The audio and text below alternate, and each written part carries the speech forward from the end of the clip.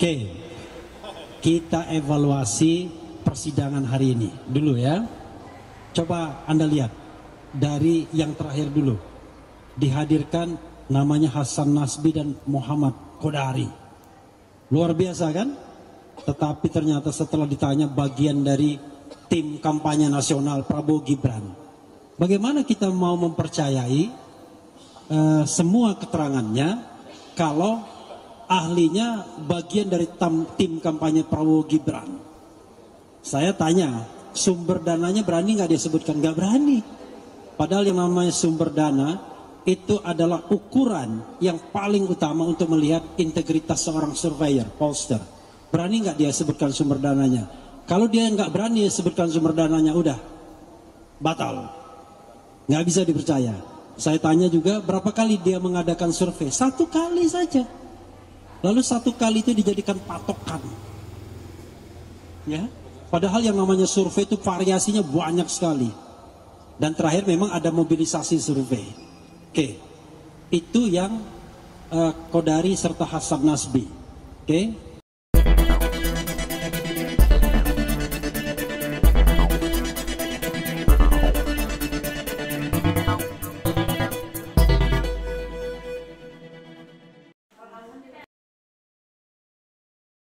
Assalamualaikum warahmatullahi wabarakatuh. Kawan-kawan sekalian, kembali kita berjumpa di Jejak Semesta 65. Saudara, semoga kita semua dalam keadaan sehat walafiat ketika kita memasuki penghujung bulan suci Ramadan tanggal 9 April 2024. Saudara, mudah-mudahan mungkin semuanya besok akan melaksanakan ibadah Idul Fitri. Kita ucapkan mohon maaf lahir dan batin. Saudara sekalian, pada kesempatan ini bukan berarti kita mencoba untuk menghadirkan hal-hal yang bersifat ketidaksukaan terhadap satu kelompok-kelompok yang lain dalam kaitan masalah pemilu kemarin.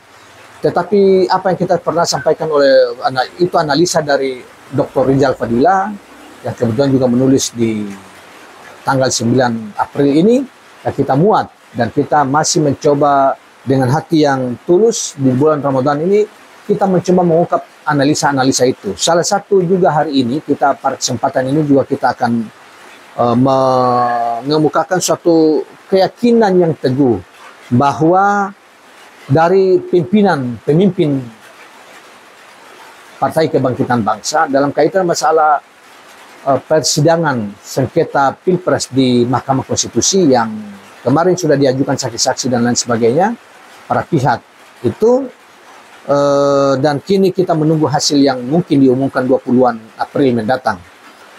Nah, saudara sekalian, pimpinan PKB yakin bahwa Mahkamah Konstitusi bakal diskualifikasi Gibran sebagai cawapres terpilih.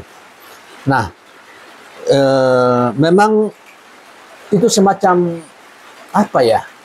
Ada semacam gerakan opini ya dan aspirasi yang berkembang di akhir-akhir ini, supaya Mahkamah Konstitusi itu mendiskualifikasi, kalau tidak bisa dikualifikasi dua-duanya sebagaimana tuntutannya PDIP paslon 03, ya paling tidak itu mengikuti pikiran dan tuntutan dari paslon 01, yaitu mendiskualifikasi Gibran karena dianggap terlalu bermasalah sejak awal dan melanggar aturan. Nah, tapi walaupun demikian kawan-kawan sekalian, kita coba bacakan apa yang disampaikan oleh Wakil Ketua Umum PKB Jajuli Fawaid tersebut yang ditulis oleh, ini dimuat pada tanggal 7 April ya, tapi kita tidak apa-apa, kita nanti bacakan hari ini.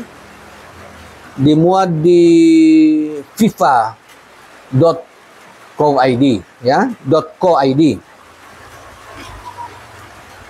Dikatakan bahwa Wakil Ketua Umum Partai Kebangkitan Bangsa Jajuli Fawaid berkeyakinan bahwa Mahkamah Konstitusi akan mendiskualifikasi Gibran Raka Buming Raka sebagai calon wakil presiden terpilih 2024. Kita masih tetap yakin bahwa Gibran akan didiskualifikasi karena ya secara etik nanti akan bermasalah ke depan terus-menerus, kata Jajuli Fawaid. Oleh karena itu, dia meyakini bahwa MK akan tetap fokus pada masalah etik Gibran Raka Buming Raka usai mendengarkan keterangan dari para ahli dan saksi ahli pemohon hingga terkait dalam sidang sengketa Pilpres 2024. Tak hanya itu, dia juga menilai MK akan menjadi tempat hujatan publik apabila tidak mengabulkan gugatan dari kubu Anies Baswedan, Muhaimin Iskandar, dan Ganjar Pranowo Mahfud MD, serta memilih memenangkan Prabowo Gibran. Saya yakin setelah pendapat masyarakat selama ini, kalau kita tidak menjadi, kalau itu tidak menjadi, maka selama itu juga MK menjadi tempat hujatan bagi warga atau masyarakat bangsa. Nah, saudara sekalian, ada dari Jajuli Fawaid sebagaimana kita dengarkan tadi. Pertama, dia meyakini bahwa Mahkamah Konstitusi akan menyerap aspirasi atau gugatan, walaupun mungkin dari paslon 01 maupun 03, walaupun masing-masing tidak 100%. Tetapi ada satu hal yang penting bagi mereka, Pak Jul Faid, dan juga banyak orang yang sebetulnya juga menyuarakan bahwa Gibran Raka Buming Raka akan didiskualifikasi oleh Mahkamah Konstitusi. Misalnya ini juga pernah beberapa waktu lalu kita sudah kemukakan pandangan dari Profesor Mahfud MD, salah seorang wakil dari paslon nomor 3, cawapres dari paslon nomor 3. Yang kedua, saudara sekalian, dia juga meyakini bahwa bila Mahkamah Konstitusi tidak merubah wajahnya, dia masih biasa-biasa saja seperti yang lalu-lalu.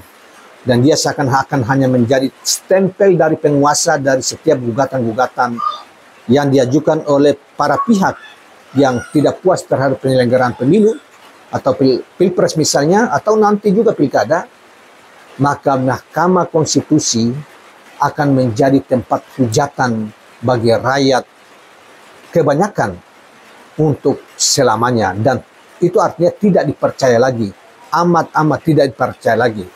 Dengan Ketua Mahkamah Konstitusi yang meloloskan Gibran yang diduga melanggar konstitusi, melanggar Undang-Undang Nomor 7 Tahun 17 tentang pemilu, terutama berkaitan dengan syarat pencalonan dari presiden dan wakil presiden yang diubah karena dia seorang presiden, apalagi Ketua Mahkamah Konstitusi waktu itu adalah Profesor Anwar Usman yang juga merupakan ipar Jokowi dan paman dari Gibran Raka Buming Raka, yang meloloskan Gibran.